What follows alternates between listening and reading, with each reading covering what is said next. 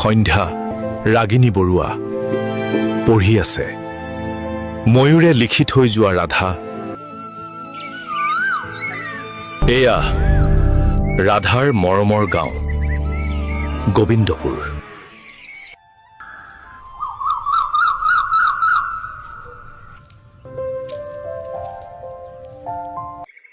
কণমাই কিবা সকামত আহিলি হবলা। ঘৰৰ মানুহ আছেনে নাই অ পোনা? আছো এই ঢেকীশালতে বহি কোন আহিছ কুন্তলা?